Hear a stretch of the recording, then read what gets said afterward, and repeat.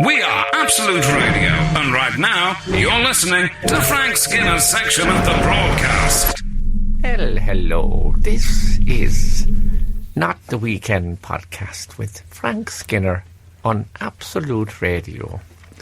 I don't know why I did that. It was a sort of a weird hybrid between Henry Kelly and Terry Wogan. Yeah, Terry would have been, because it would have been, here we are in the very bowels of the Absolute Radio. And I like the way he always told you where he was, Terry. Anyway, we are in the bowels of the, it certainly smells like it. Absolute Radio The Absolute building. stench is back, everyone. Yeah, there's a problem with the pipes at Absolute, which only seems to happen on Saturdays. But it's lingered into midweek. Maybe it's because they've eaten all that fruit all the way through the week, and then come the end, there's a sewage problem. Of course. Fibre. So, Everyone's getting their 5 a day, aren't they? So, I'm with, you may have gathered that I am with Alan Cochrane. And Emily Dean.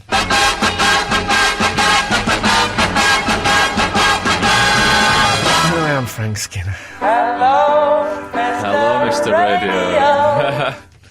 Hold that thought, Frank. Got it. Well, we've had an email in your use of Mr. Radio, haven't we, Alan? Wow, we really are like Terry Wogan now. We're starting with some emails. No, I'm loving it. Is it from one of the TOGs? No, it's actually from somebody called TJ Baptista de Menezes. Oh, him again. Signing on. He sounds like the sort of person who would have ended up on Fantasy Island. I like the sound of him. You're guessing that he's signing on. You don't know that for a fact. I mean, it's a made-up name. Oh, I see. It's an obvious made-up name. Is he? Maybe it isn't. You I can don't tell. know.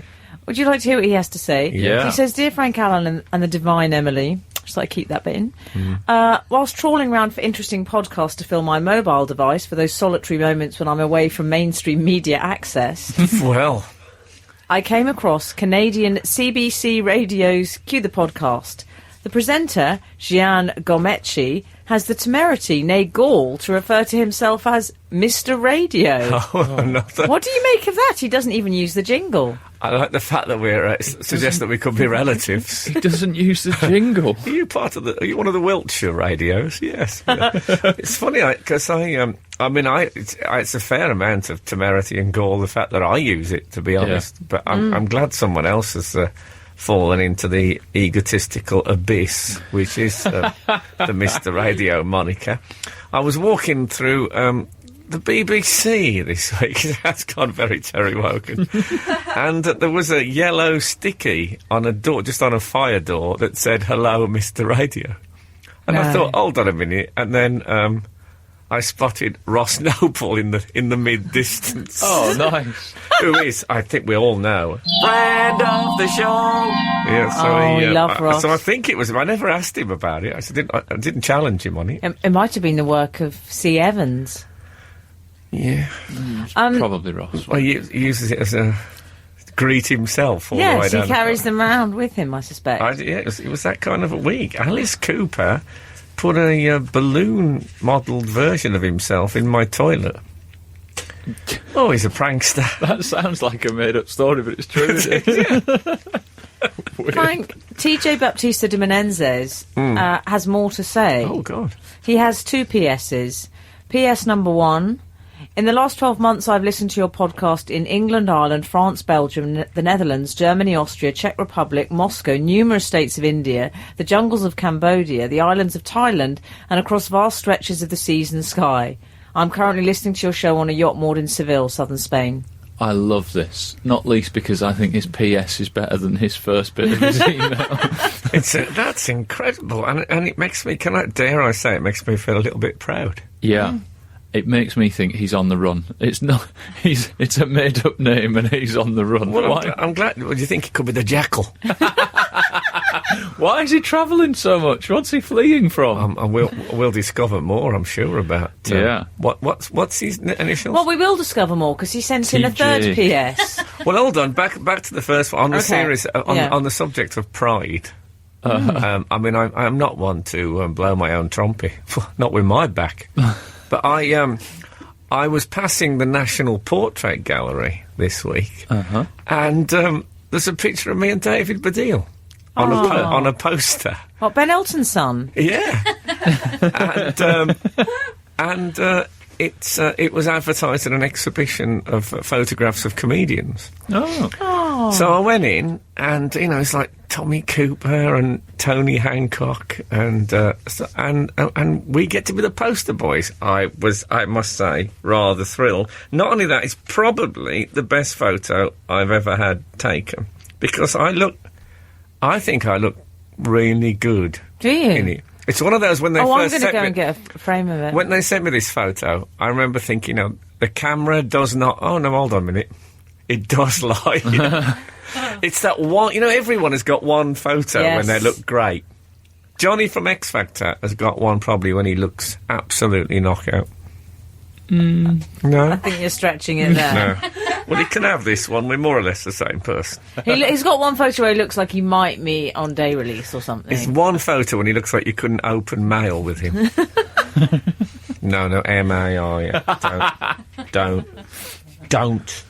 Frank, would you like to hear the PPPPS? This is again from TJ Baptista de Menendez. Let's call him TJ. Okay, let's call him TJ, like Hooker. Maybe that's why he's on the run. This may or may not be of interest to Frank, but I too am a friend of Bill W's, and this is why I treasure these podcasts above all others, because sometimes when I'm away from a meeting, as can happen with my seemingly random itinerary, just hearing the voice of another like me is reassuringly comforting. Thanks, Frank. A friend of Bill W's. I've worked out what it is. No. Not Bill Wyman. I don't know, but he says when I'm away from a meeting.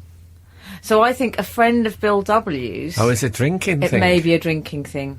It may be something to do with September the 24th, 1986. Oh, what could it mean? A friend Bill of W. Bill W. Is there a well-known drinker called Bill W?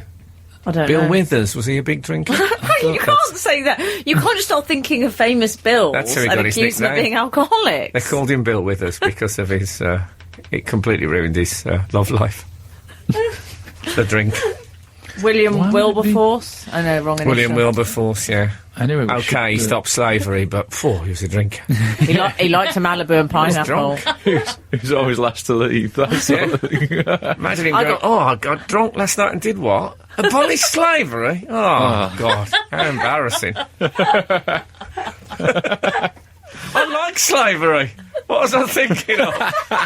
I'm a big fan of slavery. Why didn't you stop me? Oh, no. Like the historical equivalent of a text to an ex. Exactly. What did I do that You'll for? never guess what you did last night. Well, it's my own fault. Well, we should Boy, should am I thank... going to miss slavery and the constant knowledge that it was my own fault. You're all right, Bill, get over it. Every time I do stuff for myself, it's going to eat away at me, that. Exactly. Oh, dear. I think we should thank TJ Baptista de Menezes. So where's Jeremiah? He's just gone now. What, so who's making breakfast? Yeah. Oh, well, I'll just have a Perno. Be fine. And that's what made him even worse, you say. Yeah. I think his email was rather long. That was a little drama called William Wilberforce, The Morning After. From Radio 4 playwright Frank Skinner there. Yeah. That email was long. It had a main body, a PS and a PPS, but a far more pithy one that I am drawn to was Dear Frank, Alun and the exquisite Emily. Why do I always have to put these bits about Emily on? Well... Oh, don't sound so angry about it. She's a draw. Frank recently drew attention to the Cockerell's pronunciation of Toby Jones, which she did, and I think that indeed was a podcast, in terms of how Yorkshire it sounded. But I think Alan raised the bar on last Saturday's show with Paolo Di Canio. Oh, I love that. I feel the extra syllables really do justice to his Yorkshire brogue. Can I request an encore? I think you've just had that there encore. Paolo Di Canio. You realise this is going to set a precedent where people email in saying where I sound most Yorkshire. Also, I like that, Alan, that you say you just had that. That's like when DJs say, well, you just did it. Yeah. Exactly. With request. That was I noticed how slick that was. It did not go unnoticed. I've been doing the show since June. Thank you. Usurped. I'll have that one. I'll have the poultry then. Yeah. If it's going free. It was like musical chairs. We're all going to change our... Yeah, it's... Paolo Di Canio, of course, is a fabulously Italian name as well, which you've Yeah. utterly reduced. But now people start, they're texting and emailing and they'll say, and then it'll be something they want you to say. Yeah. Well, it'd be good if that catches on, an impression of you doing Paolo Di Canio. There's people wondering about him, Paolo Di Canio. Yeah, I like the sound of that. I can see John Coleshaw getting his teeth into that. You might need With to his- know who I am. That's a rumour. With his herringbone hair. What's happening with his hair? It's a herringbone design he's had specially put in. It's sort he of has a to wear whole... he has to wear a hat on telly because he strobes. His hair strobes. Now Too that it's- zigzag. Now that it's all in HD. It's a whole sort of Alan Sugar thing, isn't it? Cut from the same cloth, those two. I think they I probably think are. he does him as well, yeah. Oh, he does them all. He does them all. He's brilliant, can I say? Yeah. I mean, he's good. got herringbone hair, but he's an amazing Very impressionist. good at the voices. Oh, He God. looks a little bit like he's one cupcake away from pulling the ripcord. Do you think? Yeah. Maybe you're right. I hadn't really. I thought that was padding. You see. John Cupcake, I call him. I don't notice that. They just, some people do. They just look like there's a lot of tension. Have you seen any of his medieval work? Fantastic. His impression of Ethelred the Unready. Honestly, it's I love a medieval impression. It's like he's in the room. Yeah. He's Eric Bloodaxe. Whilst being a bit high-pitched for me, there's times it's absolutely him. Yeah. Brilliant. Anyway, that's enough Coleshawrian chit-chat. Well, on the subject of impressions, I need to ask you about quotes. I'm Quotes? Quotes. I'm not playing cruise games this time of the day. No, I need to. That was a I need to get joke. something off my chest. I've got yeah? a bit of a. I've got a bit of angst. I'm on tour. Alan Cochrane tickets still available.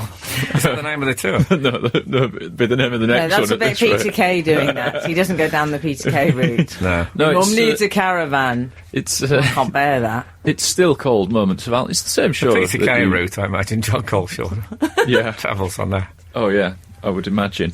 But anyway, I've been. The first half is kind of loose and a bit chatty, and I've been telling sort of stories from whatever's come up, really. And I ended up telling a story that I cannot repeat just now, but it somehow involves the fact that we now have the dog, and as a bit of preamble to the story I was telling, I started telling them about the time that I told you about, that when the dog needed an X-ray. The Whippet needed an X-ray, Oh, I and don't I remember remember that. saying how expensive it was, and you said, why would you get an X-ray on a Whippet? You could have just held it up to the sunny window, or something along those Yes. lines.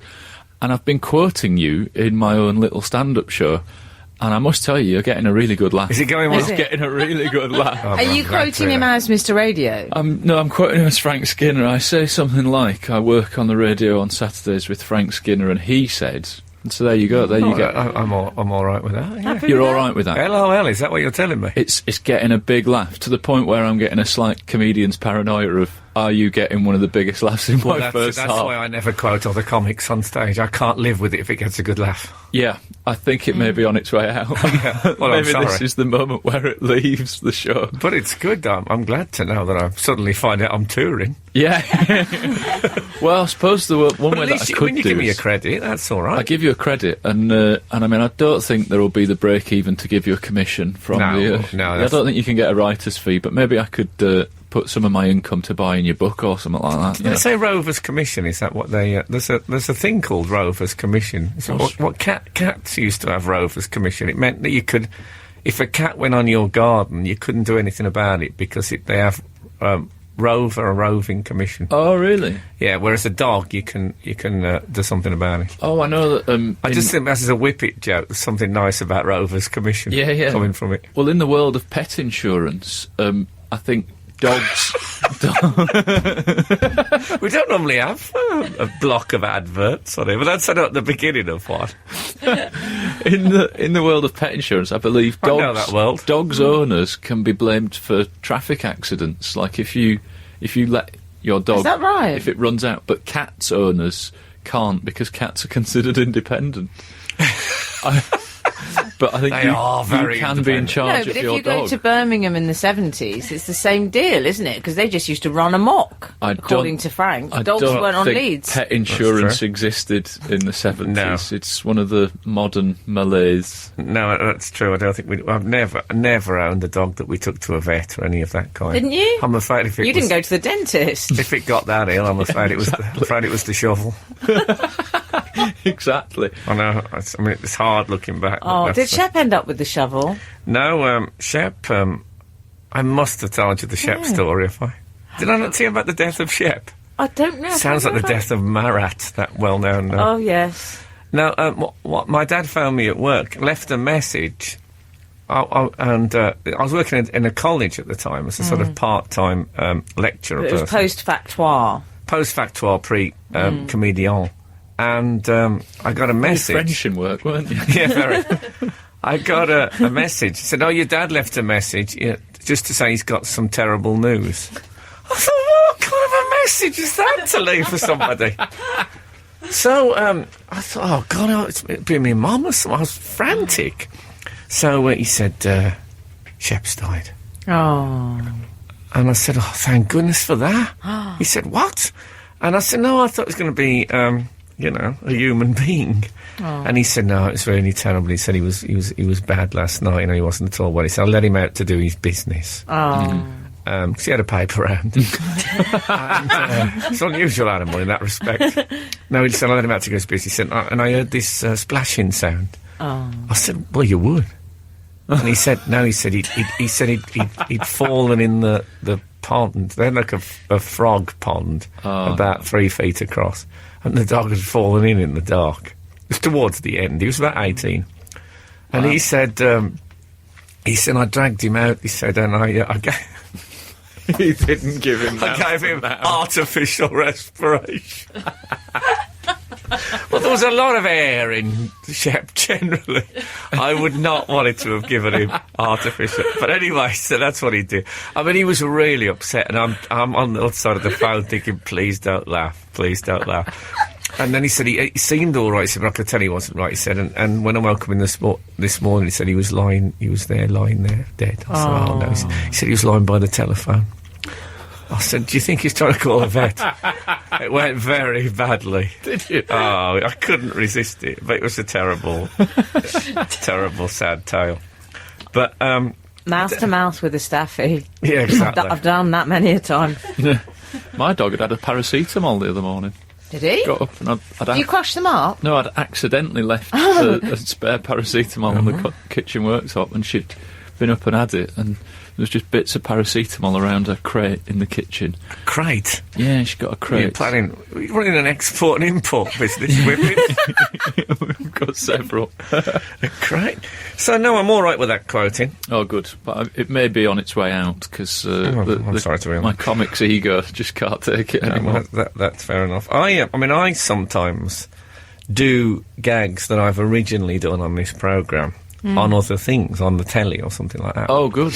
But I always think, very careful that they came completely from me and weren't part of a... it has to be Right. a joke where you've picked up the ball in your own half, beat 3 men and scored a fabulous individual effort. If it's part of a passing move, you can't use it. That's the way I see it. Oh, that's Right. interesting. You see what I mean? good So for if me we've to built know. it together, Yeah. then I think that's... This out is to the very question. good for me to know. Yeah, so those ones, I'm afraid they've gone for I quote you all the time, Frank. I would say on a daily basis. Really? You're sort of like my Confucius, to be honest. Well, but sometimes I do it out of context. I just do it because it makes me smile, and people don't get the reference. For example, you said it today. You say it every time we do any sort of sound check. When a producer or someone says, "Okay, are you happy, Frank?" You say, I always say I haven't been happy since September the 24th, 1986. yes. Well, there's a reason for that with you, but I say it, and it's absolutely meaningless. But I just like it. Yeah, but, I didn't think you'd like people to know that you were born in 1986. Oh, yeah, that's true. I thought you were keeping that quiet. Oh, I'm going to have to review that. Yeah, it's a bit of a strange one. I always think that if our listeners hear me do a joke from here on the telly, they'll have that smug expression of the first wife. You know, when yeah. they think, he did that with me years ago. That kind of, Nice, you know, yeah. Then you can hold the new girl in contempt. That's what keeps me going for my my rather pathetic recycling.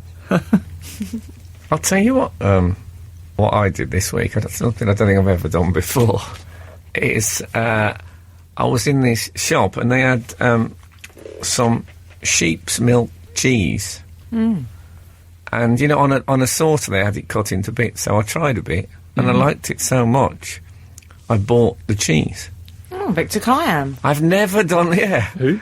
Victor Oh, Kiam. is that the... That's the Razor Man. Remington? Yeah. Exactly. Yeah, I've never done that before. I've eaten free stuff all over the world in shops, little bits of Yeah. stuff on plate. It's the first time I've ever thought that is so nice, I have to buy the whole thing. And that is exactly what they want from that transaction. Yeah, and it You'd think works. its failure rate must be about 99.5%, wasn't But it? it was like a great trailer for a film. Once I'd had the little cube, I had to have the You had whole to have thing. more. And how many the amount of things, at times I've done sort of award ceremonies and stuff, and they show a clip to represent your programme that's up for an award, and it's like the worst piece of humourless rubbish that's been selected. Of course, there are people now thinking, well, maybe they didn't have any choice. Yeah. Well, you know what? Yourself. What else is going on in our crazy world? I'll tell you exactly what's going on. Burton-On-Trent has its own fragrance. Extraordinary, I know, but yeah, it's true. There's a perfume has been launched, and it's meant to sort of contain all the essence of Burton-On-Trent. And what is that? Well, Beer, presumably. well, you'd be right in assuming that. The main ingredients, contents, I think we like to say with fragrance, Marmite, Branston pickle, leather and beer. Which I thought was a bit like... What about Hilary Devey? She lives in Burton. Does she? Yeah. Or are you sure that it's not that she lives in Burton's? That's where she's getting a club. They were big in the 80s, weren't they, Burton? Oh, God, I'll say. Look, what was their brand? Lord Anthony, was it? Yes, Oh. yes, Was it Lord really? Anthony, Oh, yeah. Fashion corner. Gaylord. Pardon? What, just because I know that? No, there was a shop called Gaylord. There was a concession. I remember that. Oh, okay, fine. But no, so this idea is it's kind of a bespoke fragrance to sum up the area, essentially. Okay. Which I think that's rather a sad indictment on the area if it smells of leather and beer. Like, But it's the idea that it's a bit someone... Clarkson. It's basically like standing next to Clarkson. Yeah. Oh, he'd smell of fags, though, wouldn't he? Yeah, fags, leather and Do you beer. think he smells... I imagine he's one of those aftershave personalities. You know, when you see someone, a picture of someone, you think, oh, you can smell the aftershave coming through the picture. All right, a bit Yeah. Jerry Seinfeld. Do you think he smells of aftershave? I think he's got that that thing of, you can smell the aftershave a bit. Yeah. In fact, I think I saw David Baddiel discussing observational American stand-ups and using the phrase, you can smell the aftershave off some of them. So maybe that's just in my head now. Look, it's From a turning long out time. that your whole act is just a composite. Oh, no, this Next is my week- act. by other This is a comedians. conversation. Next you'll be quoting his father, Ben Elton. No, but I think Clarkson probably has quite bad breath, I would imagine. He's Do you? got... Oh, yeah. Well, he's... met Do you know, Clarkson. I he don't- looks I don't like he's remember fond of a late-night onion. that. Yeah, that could be. Well, I don't know about maybe a scallion. Oh, I can imagine him gnawing away at that pickled onion. See, I have an extremely sensitive sense of smell. You've seen what I get like about the headphones when we do the Yeah. podcast. There's some perfumey headphones here, and Can I just say they're not Oh. mine? FYI. yeah, Salman Rushdie smelt of fish, apparently. Did he? So he got that nickname. Salmon Rushdie. Oh, fine. Apparently, He didn't. I've met him. I had a The, lovely conversation with the him. Al Qaeda Yeah. used to have cats on leads to try and find him. You've met Salman Yeah. Rushdie? How Lovely. was he? Lovely. It was during the time of the fatwa, so it was a brief chat. Really? It was via Andrew Neil. Let's not go into it. No. It was charming. Charmant. It's good that He didn't smell retained- of fish. He smelt vaguely of champagne. And a bit No, cigarillo. well, I think he had to have a good rinse because he didn't want to be tracked down by the Al Qaeda cat Of course, back then he walked through a lot of streams, didn't he? So that he couldn't be followed by sniffer dogs. And he also used to have that bit of thingy broken off a tree that he used to cover his tracks with. Oh, yeah. So he went, he was a master of the art, make no mistake about that. But you see, I have a very sensitive nose. I love a good fragrance. I favour myself. Mm-hmm. I like a sort of citrusy burst, Frank. Not in a household cleaning product type way, but that's the sort of fragrance I favour. Frank doesn't really like a fragrance. In fact, when we lived together briefly, not in the biblical in sense. the Edinburgh Festival? Yes, during the Edinburgh Festival. I don't like a fragrance. Yeah. I like things to smell of what they smell of. Yeah. That's what I like. Oh. Also, I remember, like, when I first started dating, have you ever tasted perfume? Yeah. Yeah. Inadvertently, I'm sure. Well, exactly. A You know, lot when of you're men have. licking someone's neck, Oh, God. you taste... We're all relieved that was neck. Yeah, when you're licking someone's neck, and you know... I don't like that, Frank. What are you, Shep? Oh. Yeah. And when you get behind the ears, you know... What? Which is where the... Yeah, I was looking for cigarettes. Maybe a stub pencil. But yeah, you lick round the ear where because in those days girls used to dab behind the ear. This is before they just fire it into the air and then walk through it, which is my favourite application. Walk method. into the fragrance. Is it an atomizer? Is that what they call it? No, have I got that It'll right? happen with any spray. You just spray it into the air, then as you see it fall, you go through it. Yeah. And then it settles. But it tastes disgusting. I mean, it's so bitter. I don't know. I think people should smell like people. One person who was known for his pungent smell was Henry VIII. Is that right? Yes. I Very didn't much know so. that. Well, you know I know a lot about him. Oh, yeah. It was to What do did with he smell of? gout, mainly. Oh, not goat. He smelt of gout. I never knew that. Yes. I never knew that. His leg exploded in the coffin. No. Some say urban myth. Yeah. I say fact. All right. Okay. Surely he wasn't guilty of rich living, Henry VIII. I think he might have been. He had a lot of semi-blind servants hit by flying chicken legs. Yeah. That was the occupational hazard of the behind-the-seat servants. That's where the phrase "you laugh someone's eye out" with that comes from, isn't it? Is that right? I'm sure of it.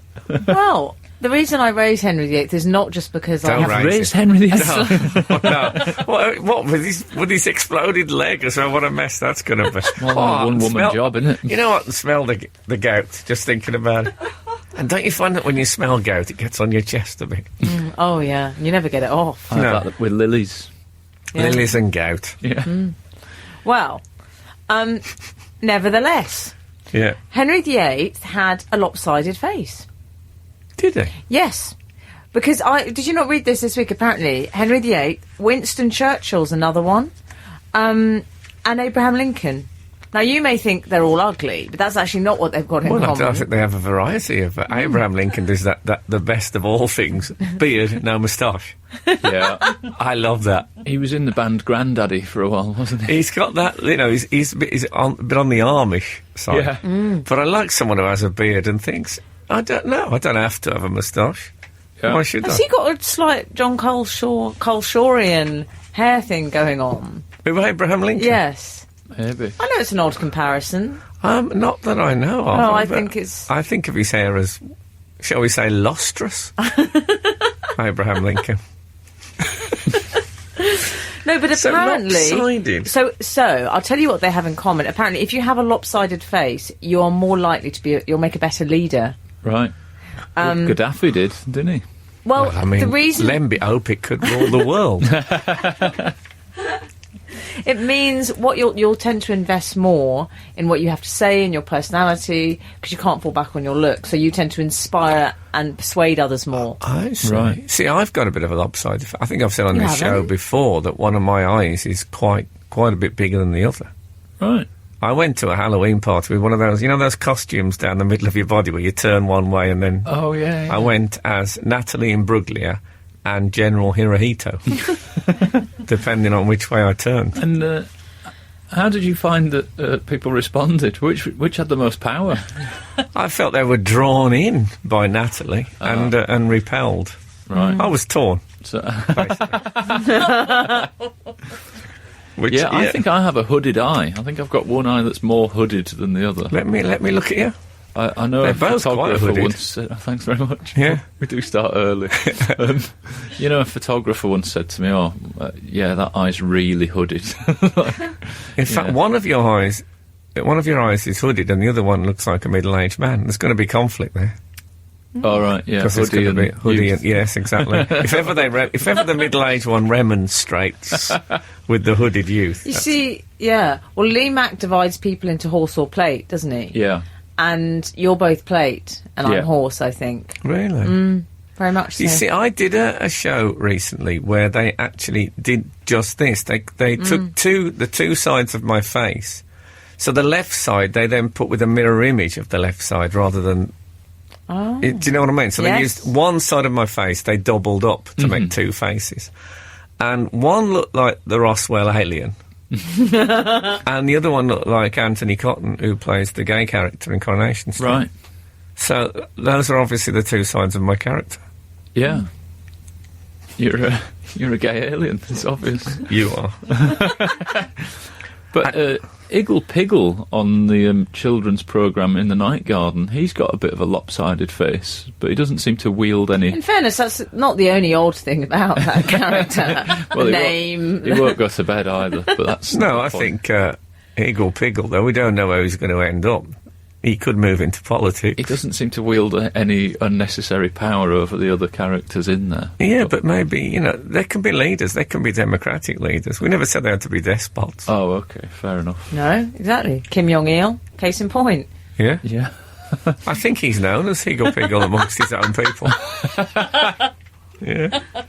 Oh, yeah, there's a very good website, by the way, I'd recommend, which is Kim Jong-il Looks at Things. And it's pictures of him looking at things on the internet. Oh. It's a good browse. I'm a bit lopsided generally. When I went to have a suit made, and the tailor pointed out quite brutally that one of my shoulders is considerably higher than the other. Oh. Heavy Satchel. Heavy Satchel, the gay activist. He was a jazz trombonist. Yes. Now, so I one of my shoulders is considerably higher. Mm-hmm. I don't need a hands-free with my right shoulder. I just wedge it in. But it's true, I'm a mess. I've got two odd eyes, one shoulder's higher than the other.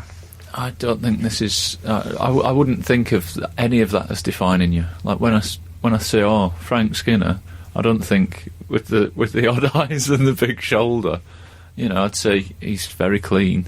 Yes. And, he's all often moisturised. I think with my eyes, I've transgressed the old road safety advice, and I've mixed cross plies and radials. Oh, have you? Hate it when that happens. You're listening to Frank Skinner on Absolute Radio.